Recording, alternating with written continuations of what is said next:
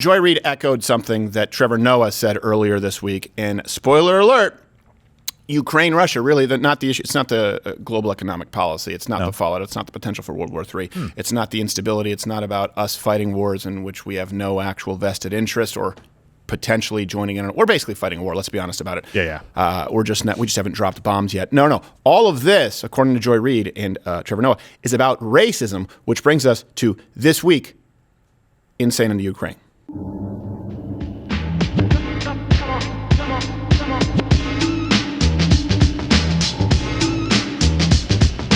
Now, I know that it's Ukraine, not the Ukraine, but the point is, look, just insane. Had to work, yeah. As a juggalo, I have to be true. To Cypress Hill? Yes. Oh, wait, is it insane in the membrane? For some reason, I don't know. Hill. That's right. That's true. Insane in the brain. You know what? A lot of people think that Kill a Man is Rage Against the Machine, but it's not. It's Cypress Hill, and the better version is Cypress Hill. And I like Cypress Hill. All right. So Joy Reid made this statement on her show that the only reason people care so much about Ukraine is because something racism. As the world watches the devastation unfold in Ukraine, nearly 4,000 miles away, another crisis is deepening that we don't hear much about in the U.S., and that is the war in Yemen. The coverage of Ukraine has revealed a pretty radical disparity in how human Ukrainians look and feel to Western media compared to their browner and blacker counterparts, with some reporters using very telling comparisons in their analyses of the war. That means accurate. This isn't a place, with all due respect, like Iraq or Afghanistan, that has seen conflict raging for decades. This is a relatively civilized, relatively European, I have to choose those words carefully too, city where you wouldn't expect that or hope that it's going to happen. Civilized. Okay, let's face it. The world is paying attention because this is happening in Europe. If this was happening anywhere else, would we see the same outpouring of support and compassion? Well, we don't need to ask ourselves if the international response would be the same if Russia unleashed their horror on a country that wasn't white and largely Christian. Okay, a couple of things there. Compassion, do you mean like accepting record numbers of refugees who went on to commit mass rapings across Europe? No, we've paid attention to this for a very long time. It's just hard to pay attention when, of course, the wars over there never stop. There's never been peace in that region of the world. Also, it's inconsequential to the rest of the world as a general rule. What do I mean by that? In case you think that's derogatory. I mean they don't matter as much. Not their lives. I mean their global impact. Now, this is not something unique to Joy Reid, so expect to see this playbook just like yesterday when we basically fact-checked, like an oracle, Biden in real time. We fact-checked him before he said what he said. Trevor Noah said this about Ukraine earlier this week. Here's the thing, people. Here's the thing. Beyond the racism, right? Like, let's forget the racism. Oh, how I wish we could forget about the racism. Shut up. You do realize that until very recently, fighting crazy wars was Europe's thing. That was Europe's entire thing. It wasn't the Ottoman all of European thing. History. They even had something Mongols. called the 100 Years' War. You understand how long that is? That's like a decade. Wrong. There's one person. They got a Nobel Prize because they stopped fighting. Imagine that.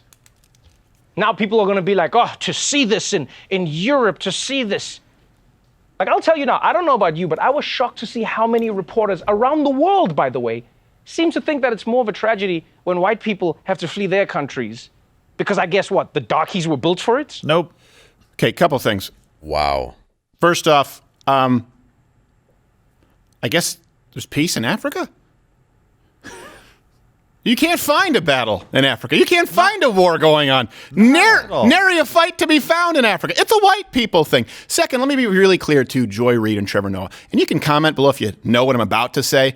I think it could be said pretty quickly in a short summary. No, the reason we're talking about Russia-Ukraine is because it's the single biggest, greatest, largest military action that's taken place in Europe since World War II. You get it? Contrast to the Middle East, people are at war all the time. Yeah. It's people whose old shit looks just like their new shit fighting other people whose old shit looks just like their new shit. Well, and that reporter's point was, look, this isn't a war-torn area. This isn't somebody who's been fighting wars off and on forever with Iraq and Iran. And in Yemen, you have to understand that's mostly a civil war that's being supported by two other countries. It's not like Saudi Arabia invaded Yemen or Iran invaded Yemen. Right. They basically are just supporting different sides of the conflict in Yemen. Yeah. It's a different thing. It's still horrible. Nobody is saying that that's fine. Right. What we're saying is Russia is trying to come in and take over another country and take from them everything that they have. Yeah. These other Is it because conflicts. that country's, I don't know, right there? Yeah.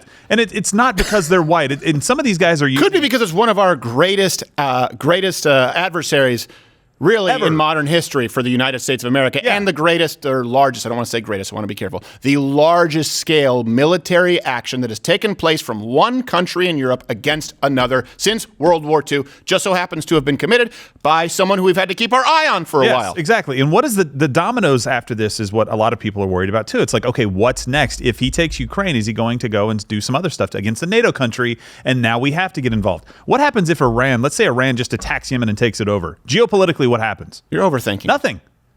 I hate it. I I've think already it refuted really what just they comes say. down to they are advocates for black on black crime, and I don't care for it. Yeah, no, I know. They are racist. They're just handing out handguns.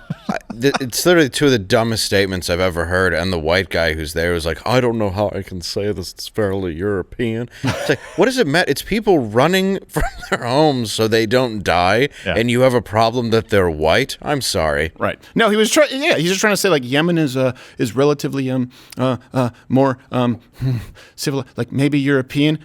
Now, if you follow that up and go, okay, what does he mean by that? Does that mean that he's by the way, how is it racist for him to say that when he's comparing it to other Middle Eastern countries? He's comparing it to what he means is, plumbing. So Yeah, just small things. small things. Yeah, but good for her for being a complete piece of shit. Yeah, sorry, she's pardon losing me. her show still, I just right? don't So there's a silver understand lining. why anybody would sit there and say that this is about racism. Yeah. No. It makes no sense. It's become the argument. It's the only argument they have, and it's so boring at this point. And the only people who could, I guess, be perceived as not racist would have to be people like me and people in this room who don't think we should be engaged in this war between Russia and Ukraine at all. So, I mean, we're not even saying that we should go and save white people. In other words, you're the only people at MSNBC, the Democrats and the Republicans, the John Boltons of the world, right? The establishment rhinos and the establishment Democrats. Those are the racists. Is it done now? Are we a Nazi here? yeah, We're not supporting white people. I don't think, I don't think we should send our, every kind of soldier that we have, black, white, Mexican, whatever it might be, over and fight. I don't think we should send anybody from America. Is that okay? Well, I don't know. I think that's racist.